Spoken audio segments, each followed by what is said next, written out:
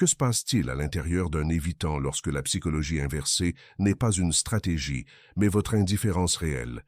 Il y a une différence entre faire semblant d'être détaché et ne genuinement pas consulter votre téléphone pendant 3 jours d'affilée parce que vous aviez oublié qu'ils existaient. Quand votre détachement devient réel, quand vous ne surveillez pas leurs réponses ou leur absence, quelque chose de fondamental change dans la façon dont ils vous perçoivent. Aujourd'hui, vous comprendrez ce qui se passe dans leur système d'attachement lorsqu'ils rencontrent une indifférence réelle au lieu d'une stratégie jouée, et pourquoi cela déclenche leur retour. L'évitant a passé toute sa vie relationnelle à naviguer parmi des gens qui veulent quelque chose de lui. Chaque personne avec qui il est sorti, chaque ami qui avait besoin de soutien émotionnel, chaque membre de la famille exigeant de la connexion a créé le même schéma de pression. Il a développé une expertise dans la lecture de l'énergie derrière les mots et les actions de quelqu'un. Quand vous envoyez un message, ce n'est pas grave. Après qu'il ait annulé des plans, il perçoit la déception en dessous. Quand vous dites que vous êtes occupé aussi, il détecte l'indisponibilité fabriquée. Son système est calibré pour repérer l'investissement émotionnel que vous essayez de cacher. Cette détection se produit automatiquement, en dessous de sa conscience. Il n'est pas là à analyser votre comportement. Son système nerveux enregistre simplement l'énergie de poursuite, l'espoir, l'attachement qui irradie encore de vos interactions. Et cette énergie, peu importe à quel point elle est bien déguisée, déclenche sa réponse de retrait. Le retrait n'est pas personnel, même si ça se ressent ainsi quand vous êtes de l'autre côté. Son système a appris il y a longtemps que la dépendance émotionnelle crée un danger. Quelqu'un qui veut trop, qui a trop besoin, qui attend trop, déclenche une alarme interne. La distance devient la solution que son cerveau propose automatiquement. Alors il prend du recul, crée de l'espace, se tait. Et la plupart des gens répondent à cette mise à distance en essayant plus fort de manière déguisée. Vous pourriez attendre plus longtemps pour répondre aux messages, mais vous pensez toujours au moment parfait. Vous pourriez agir avec désinvolture, mais vous surveillez attentivement s'ils ont remarqué votre story. Vous pourriez sortir avec d'autres personnes, mais vous espérez qu'ils le voient et ressentent quelque chose. L'évitant capte tout cela, non pas parce qu'il est hyper vigilant ou méfiant, mais parce que quand quelqu'un est émotionnellement investi, cet investissement transpire à travers chaque interaction. L'énergie est là dans la rapidité avec laquelle vous remarquez leur absence, le soin avec lequel vous élaborez vos réponses, l'espace mental qu'ils occupent dans votre quotidien.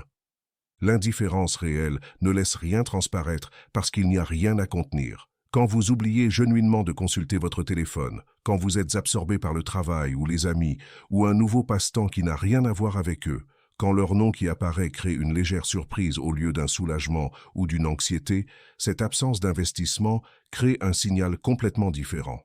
Le système de l'évitant, qui scannait l'énergie de poursuite, n'en trouve soudainement aucune.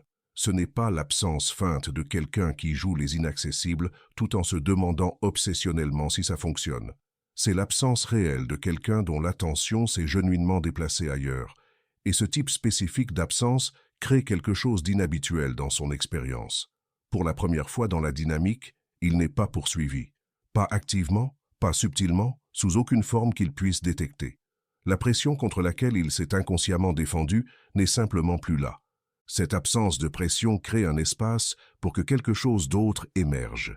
Quand un évitant n'est pas en mode défensif, quand il ne gère pas les besoins émotionnels de quelqu'un d'autre ou ne se protège pas de demandes perçues, il peut réellement ressentir son propre attachement. Les sentiments qu'il a réprimés, la connexion à propos de laquelle il a été ambivalent, la personne qu'il a repoussée devient soudainement quelque chose auquel il peut accéder sans menace. Mais cela ne se produit que lorsque la menace est genuinement partie. Si vous jouez l'indifférence tout en espérant secrètement qu'il le remarque, cet espoir s'enregistre comme une pression. Si vous créez de la distance comme stratégie pour leur manquer, cette énergie stratégique contredit la distance elle-même. Le système de l'évitant est trop sophistiqué pour tomber dans la comédie. Il ne répond qu'au changement authentique dans votre réalité émotionnelle. Le changement doit être réel, parce que les évitants sont câblés pour détecter l'incongruence. Quand vos mots disent une chose mais que votre énergie communique autre chose, ils font confiance à l'énergie. Quand vous prétendez aller bien mais que votre comportement montre une surveillance et de l'espoir, ils répondent au comportement. Quand vous créez de l'espace mais que cet espace est calculé pour produire une réponse spécifique, le calcul lui-même est le message qu'ils reçoivent. L'indifférence authentique ne porte aucun calcul. Vous ne créez pas de distance pour leur manquer. Vous n'êtes pas indisponible pour déclencher leur intérêt. Vous vivez simplement votre vie avec un investissement genuin dans des choses et des gens qui sont présents et réciproques. Votre attention coule naturellement vers ce qui vous engage, ce qui vous épanouit, ce qui se montre de façon constante. Et l'évitant, qui a été le centre de votre monde émotionnel, ne l'est soudainement plus. Ce décentrage est ce qui change tout dans la façon dont ils vivent la dynamique. Pendant des mois ou des années, ils ont occupé la position primaire dans votre paysage émotionnel. Même quand vous étiez en colère, même quand vous étiez blessé, même quand vous essayiez de passer à autre chose, ils étaient toujours le personnage principal de votre récit interne. Vos pensées s'organisaient autour d'eux. Votre humeur répondait à leur comportement. Vos décisions prenaient en compte leurs réactions potentielles. Ils occupaient la position centrale et cette centralité elle-même créait une pression. Être le centre de l'univers émotionnel de quelqu'un est accablant pour un évitant. Cela active leur peur centrale d'être consumé, contrôlé ou obligé de répondre à des besoins qu'ils ne se sentent pas capables de satisfaire. Mais quand vous les décentrez genuinement, quand ils deviennent un personnage mineur dans une vie qui est pleine et engageante sans eux, cette pression se dissout complètement. La dissolution de la pression permet à leur propre sentiment d'attachement de faire surface sans défense. Les évitants ont bel et bien des sentiments d'attachement. Ils vivent à la connexion, l'attraction, l'attention, même l'amour. Mais ces sentiments sont enfouis sous des couches de défense quand ils sentent de la poursuite ou de la demande. Les sentiments ne peuvent pas respirer quand quelqu'un veut trop. Mais quand la pression se lève, quand ils ne se défendent plus contre vos besoins, ou ne gèrent plus vos émotions, ou ne se protègent plus de vos attentes, leurs propres sentiments deviennent accessibles. Ils commencent à remarquer ce qui leur manque chez vous. Ils se souviennent de moments de connexion genuine. Ils ressentent l'absence de votre présence dans leur vie. Ces sentiments ont toujours été là, mais ils ont été réprimés par la réponse défensive à la poursuite. Retirez la poursuite, et les sentiments émergent naturellement. L'émergence se produit par étapes que la plupart des gens ne voient pas. D'abord, l'évitant remarque que vous ne prenez pas contact. Cela ne déclenche pas immédiatement le fait de vous manquer. Initialement, cela s'enregistre comme un soulagement. La pression est partie. Il peut respirer. Il se sent plus léger, plus libre, plus lui-même. Cette phase fait paniquer les gens qui sont encore émotionnellement investis. Vous vous retirez genuinement et ils semblent plus heureux sans vous. Ce bonheur apparent vous fait penser que le détachement ne fonctionne pas, qu'ils ne se sont jamais souciés de vous, que vous devriez prendre contact pour tester s'ils ont remarqué. Mais prendre contact pendant cette phase détruit tout le processus. La phase de soulagement est nécessaire. C'est la décompression dont leur système nerveux a besoin avant que tout autre sentiment puisse faire surface. L'interrompre réactive leur système de défense et vous remet en position de poursuite. Si vous maintenez un détachement genuin à travers leur phase de soulagement, quelque chose change dans leur expérience interne. Le soulagement qui semblait initialement libérateur commence à se sentir vide.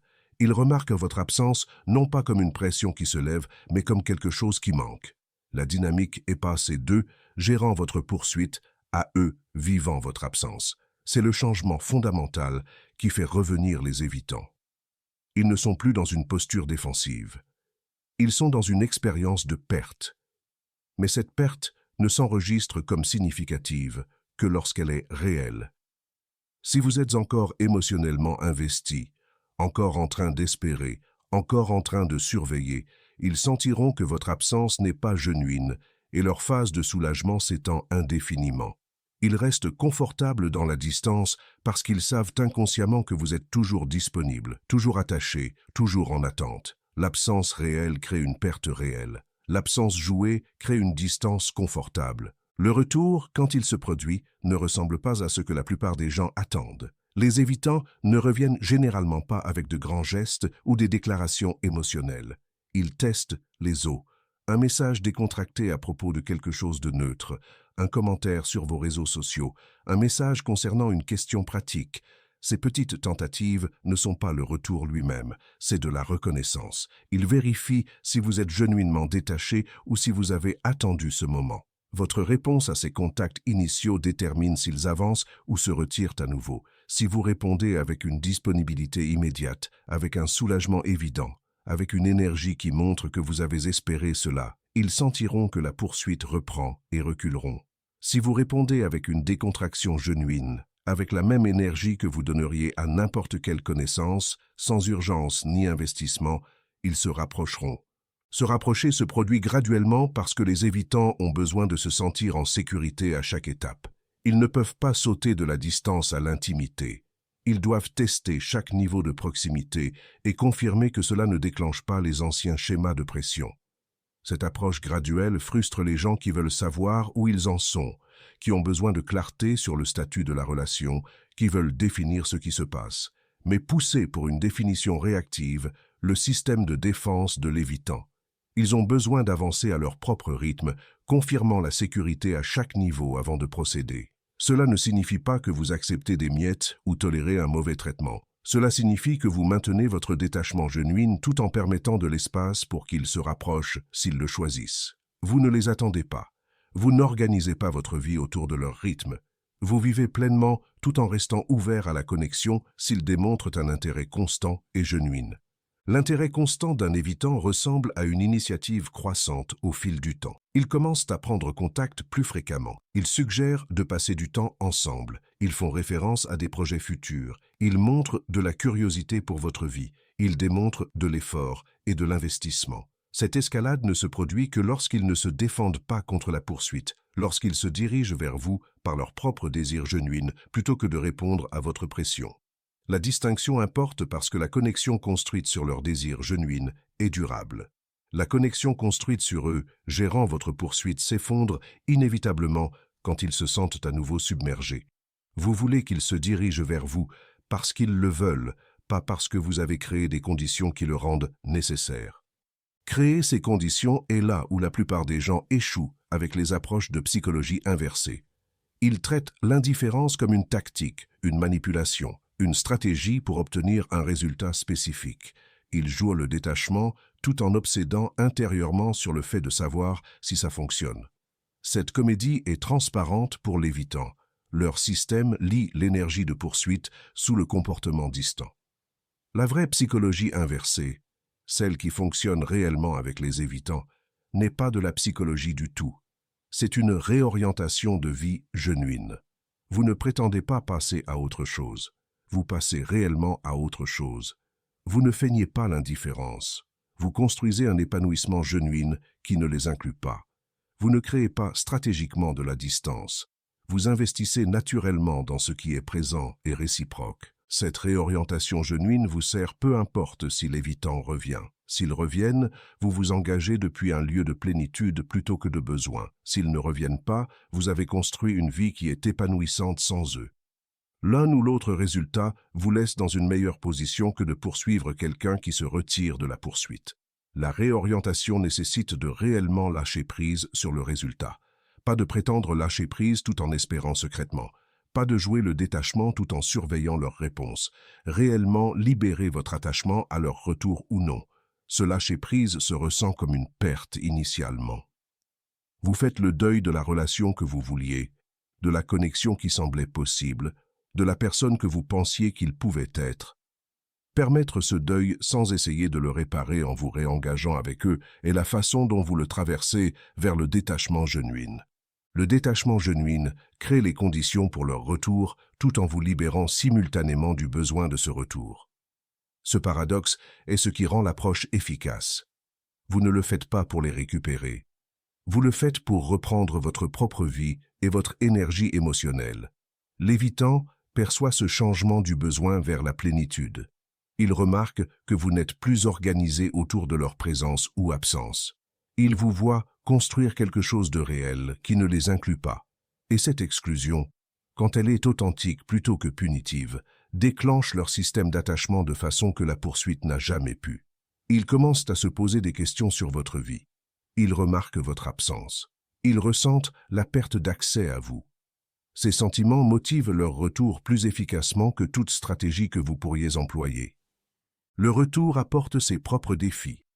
Un évitant qui revient ne signifie pas qu'il a fondamentalement changé. Il est toujours évitant. Il a toujours les mêmes schémas d'attachement, les mêmes déclencheurs, la même tendance à se retirer sous pression. Votre détachement genuin a créé de l'espace pour qu'ils ressentent leur attachement, mais cela n'a pas recablé leur système nerveux. Ils auront toujours besoin de plus d'espace que vous ne voudriez naturellement donner. Ils lutteront toujours avec la vulnérabilité émotionnelle. Ils auront toujours des moments de recul quand la proximité s'intensifie. S'engager avec eux depuis un détachement genuin signifie que vous ne tolérez pas ces schémas depuis un lieu d'espoir désespéré. Vous choisissez si cette personne, avec ces schémas, s'intègre dans la vie pleine que vous avez construite. Vous ne vous contorsionnez pas pour les garder confortables. Vous évaluez si leur présence ajoute genuinement de la valeur à votre vie. Cette évaluation se produit naturellement quand vous maintenez votre détachement. Vous remarquez comment leur inconstance vous affecte. Vous observez si leur effort correspond à leurs mots. Vous prêtez attention à si la relation améliore votre vie ou la perturbe. Vous n'en faites pas à nouveau le centre. Ils sont une partie d'une vie pleine et engageante. Si leur comportement ne s'aligne pas avec ce dont vous avez besoin d'un partenaire, vous n'êtes pas attaché à faire en sorte que ça marche. Vous pouvez partir parce que vous avez déjà construit un épanouissement sans eux. Cette position de force, cette capacité genuine de partir, est ce qui garde un évitant engagé. Ils peuvent sentir quand quelqu'un a d'autres options, quand quelqu'un n'est pas désespéré pour la relation, quand quelqu'un irait bien si les choses se terminaient. Cette prise de conscience crée du respect et réduit leur impulsion à se retirer. La dynamique devient plus équilibrée quand les deux personnes opèrent depuis un choix genuin plutôt que la peur ou le besoin. La plupart des relations avec des évitants commencent par un appariement anxieux évitant où une personne poursuit et l'autre fuit. Cela crée un cycle prévisible qui épuise les deux personnes et n'atteint jamais l'intimité réelle. Briser ce cycle nécessite que la personne qui poursuit typiquement arrête genuinement de poursuivre. Pas comme stratégie pour déclencher l'intérêt de l'évitant, mais comme un changement réel dans leur propre attachement et investissement. Quand vous arrêtez de poursuivre parce que vous avez trouvé un épanouissement genuin ailleurs, l'évitant n'a plus personne à fuir. Il reste avec ses propres sentiments à propos de la connexion sans la posture défensive que la poursuite crée. Certains évitants découvrent qu'ils ne veulent pas réellement la relation quand la poursuite s'arrête. La relation existait principalement comme quelque chose à gérer ou à fuir, et sans cette dynamique, il n'y a pas de connexion réelle. D'autres évitants découvrent que des sentiments genuins émergent quand la pression se lève et ils commencent à se diriger vers la proximité par leur propre désir plutôt que par obligation. Distinguer entre ces deux types de réponses évitantes importe pour votre propre bien-être. Un évitant qui ne revient pas quand vous arrêtez de poursuivre n'allait jamais construire d'intimité réelle avec vous.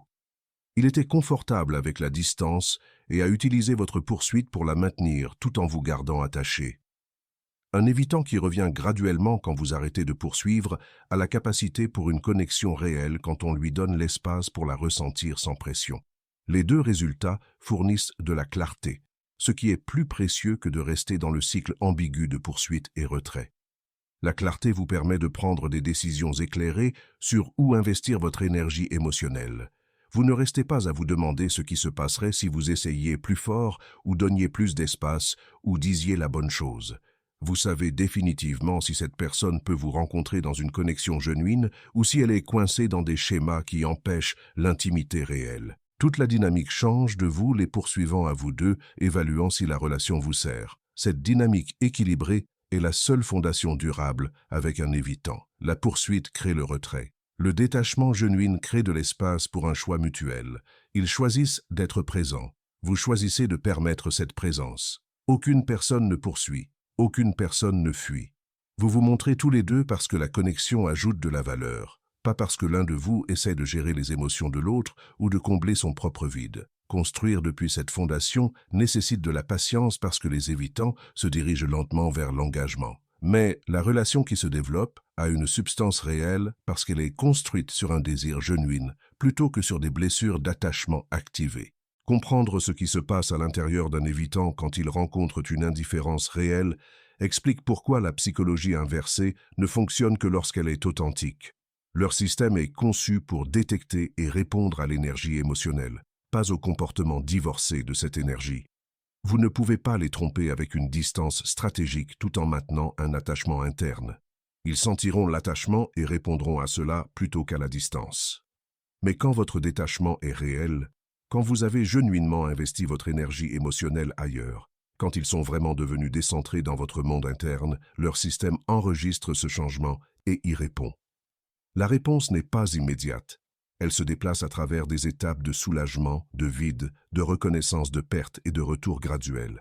Chaque étape nécessite que vous mainteniez votre détachement genuin plutôt que de revenir à la poursuite quand vous sentez leur intérêt revenir. Si vous avez remarqué que vous les oubliez genuinement, si des jours passent où ils ne traversent pas votre esprit, si votre vie se sent pleine sans analyser leur comportement ou leur absence, c'est le changement qui fait revenir les évitants. Pas parce que vous jouez un jeu, mais parce que vous avez réellement déplacé votre investissement émotionnel vers des choses qui réciproquent. Partagez dans les commentaires si vous avez vécu ce changement et ce qui s'est passé quand votre détachement est devenu réel. Si cela a résonné en vous, cliquez sur le bouton « J'aime » et abonnez-vous pour plus de contenu sur les dynamiques d'attachement et les schémas relationnels. Merci d'avoir regardé.